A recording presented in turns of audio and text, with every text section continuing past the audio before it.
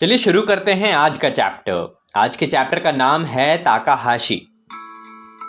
एक सुबह जब सब बच्चे मैदान में दौड़ रहे थे, हेडमास्टर जी ने आकर कहा, ये तुम्हारा नया दोस्त है, इसका नाम है ताकाहाशी। यह भी पहली कक्षा वाले डिब्बे में बैठेगा।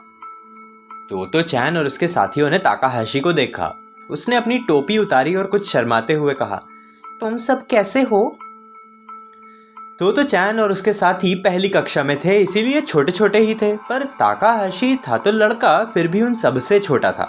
उसके हाथ पैर नन्हे नन्हे थे। जिस हाथ में उसने टोपी पकड़ी थी उसकी वो हथेली भी छोटी सी थी, लेकिन उसके कंधे चौड़े थे। वह कुछ उदास सा सामने खड़ा था। चलो बात करते हैं, तो चैन ने मियो चैन और साको चान से कहा। वे सब ताकाहाशी के पास गए। जब वे बिल्कुल पास पहुंचे तब वो मुस्कुराया। उसकी आंखें बड़ी बड़ी और गोल थीं। लगता था मानो वो कुछ कहना चाहता हो। तुम क्या अपनी कक्षा वाला डिब्बा देखना चाहोगे? तो चैन ने पूछा। उसने टोपी वापस पहनते हुए कहा। तो चैन को उसे रेल का डिब्बा दिखा देने की जल्दी थी। वो आतुरता से उस ओर दौड़ी और दरवाजे पर पहुंचकर हाँक लगाने लगी। जल्दी करो ना। तो चैन को लगा मानो ताकाहाशी चल तो बड़ी तेजी से रहा है, पर दूरी अभी भी बनी हुई थी। आ रहा हूं। उसने भागने की कोशिश में प्रायः लुढ़कते हुए कहा।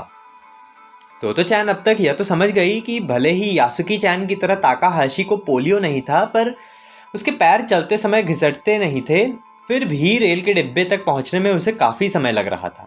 इसीलिए तो चैन शांति से इंतज़ार करने लगी। ताकाहाशी अपनी ओर से तेज चलने की पूरी कोशिश कर रहा था, इसलिए उससे जल्दी करो कहना भी बेकार ही था। जल्दी तो वो कर ही रहा था।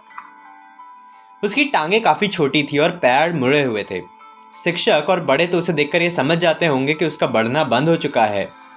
जब उसने तो चैन को अपनी ओर ताकते हुए पाया तो वो और तेज चलने की कोशिश करने लगा। उसके दोनों हाथ इस कोशिश में ज़ोरों से हिल रहे थे। जब वह दरवाजे पर पहुंचा तो उसने कहा, तो तुम सच में तेज़ दौड़ती हो? और तब उसने कहा, मैं ओसाका से हूँ।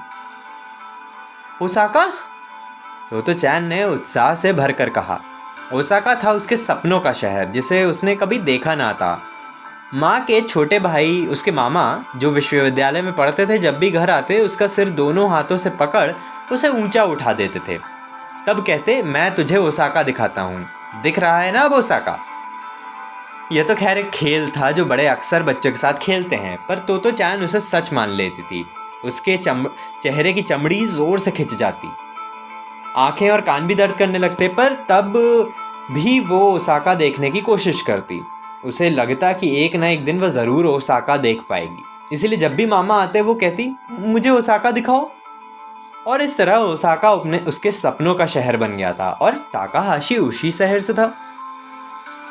मुझे तो ओसाका के बारे में बताओ ना, उसने ताकाहाशी से कहा। ओसाका के बारे में? उसने खुशी से मुस्कुराते हुए कहा। उसकी आवाज़ साफ और बड़ों जैसी भारी थी। उसी समय पहली घंटी बज उठी।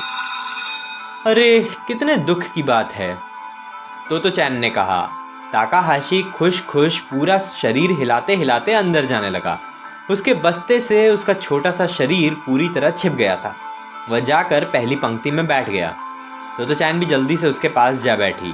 उसे खुशी हुई कि तोमोए में बच्चे जहाँ चाहे वहाँ बैठ सकते थे, क्योंकि वो ताकाहाशी से दूर नहीं बैठना चाहती थी। ऐसे शुरू हुई ताकाहाशी और तो चैन की दोस्ती। हम कल फिर मिलेंगे एक अगले चैप्टर के साथ, जिसका नाम है कूदने के पहले देखो। कहाँ कूदना है, कहाँ देखना है, ये हम कल देखते हैं। हम पढ़ रहे हैं तेत्सुको कोरोयोनागी की बेस्ट सेलर किताब तो चैन।